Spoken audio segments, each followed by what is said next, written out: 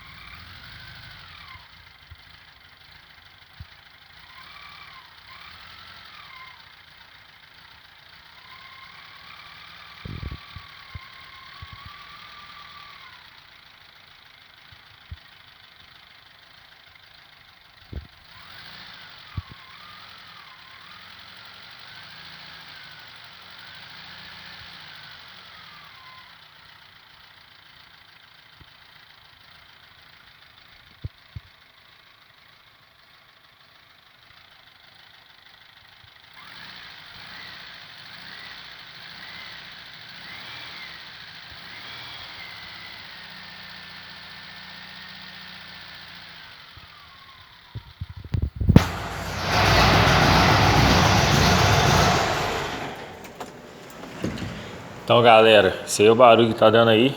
O alternador é novo, da marca Sinap.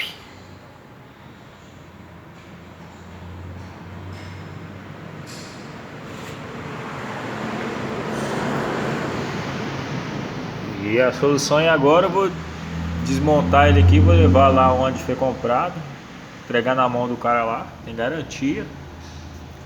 Ver o que o cara vai falar. Primeiro eu vou lá com o Fusca lá pro cara ouvir o barulho. Levar o Fusca lá pro cara ouvir o barulho. E pegar um outro lá de uma outra marca aí possível. Aí terminando aí resolver tudo, eu faço um vídeo novo aí com a solução do BO aí. Valeu galera.